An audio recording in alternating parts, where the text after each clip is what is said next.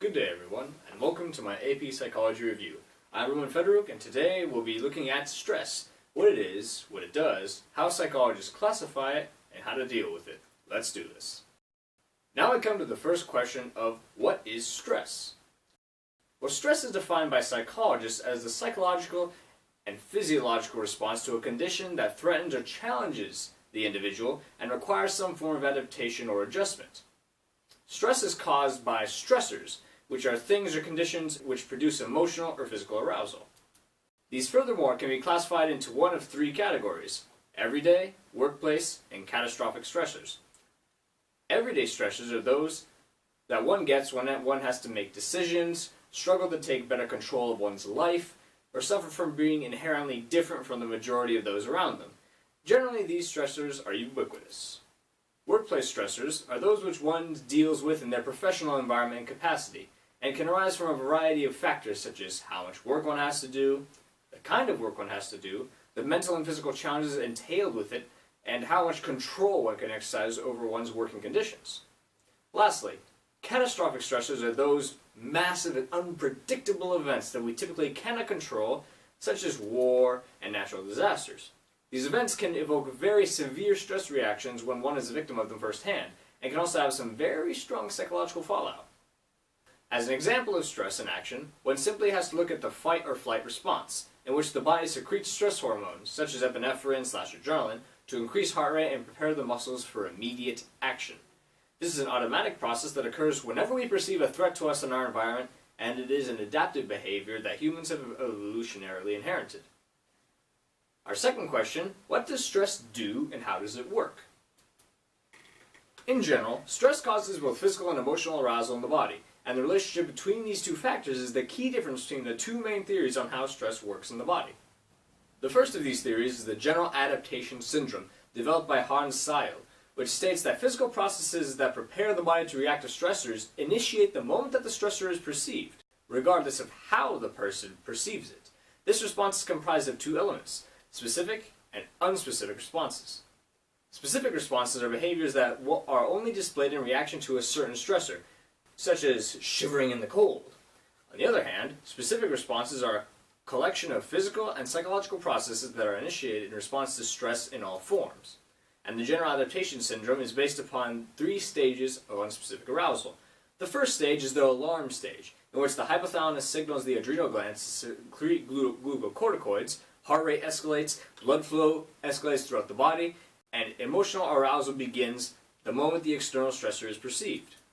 The next stage is called the resistance stage, where the individual under stress engages in intense psychological efforts to resist or adapt to the stressor, and the secretion of glucocorticoids continues.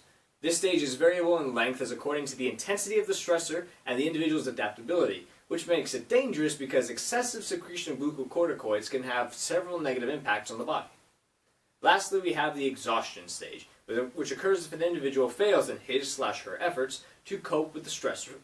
All stores of adaptive energy and physical energy are depleted, and the potential result is degradation or death. This model generally maintains that stress is mainly a physical process, where cognition does not play a great role. Playing on this, the opposing theory of stress is the Lazarus cognitive theory of stress, which states that the way an individual perceives a stressor will largely determine what physiological, emotional, and behavioral responses initiate. This model states that once a stressor is perceived, an individual will conduct a primary appraisal of the stressor, meaning that an assessment of whether it bodes harm or loss, a potential threat, or a challenge to overcome. After this, the individual goes on to conduct a secondary appraisal, which is determining what resources one has to deal with the stressor and how much those resources will be taxed in the process. Depending on how the individual has cognitively processed the stressor, the individual will consequently exhibit reactionary behaviors that match how the stressors have been perceived. According to this model, the stress level one experiences is proportional to how grand the demands of the stressor are as compared to the resources that an individual knows they have to work against it. These are the two predominant theories about how stress works in the body on both physical and psychological level. But aside from the short term, stress can also have long-term effects, such as an increased risk for diseases such as coronary heart disease and cancer, and a generally suppressed immune system. This is particularly true when stress lasts for longer periods of time, such as when one holds a high-stress job, or is dealing with the death of a spouse, for example. On to our next question. How do psychologists classify and quantify stress?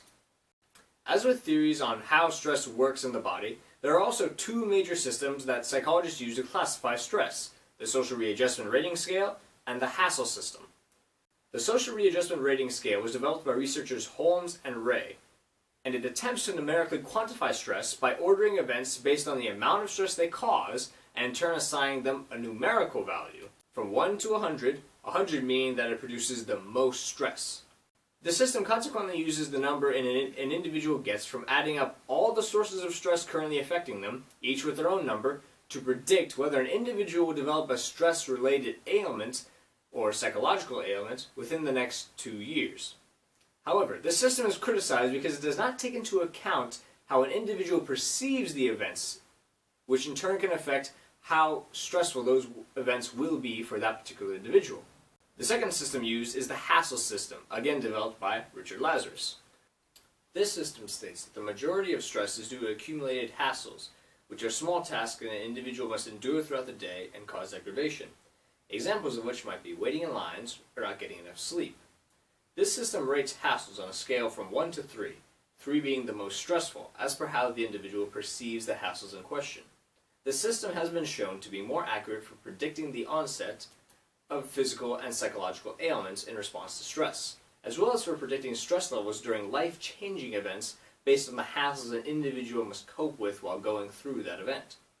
Additionally, Lazarus also agrees that positive experiences can also mitigate the effects of hassles, and constructed an uplift scale to illustrate common behaviors which can counteract the effects of hassles. To conclude, we come to our last question of the day. How can an individual cope with stress? There are generally two avenues to cope with stress, and they are problem-focused coping and emotion-focused coping.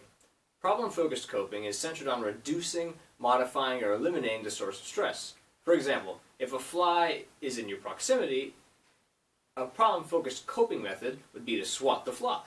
However, because all stressors are not external and cannot be physically attacked, emotional-focused coping revolves around changing one's appraisal of a stressor and attempting to lessen the emotional response one has to it.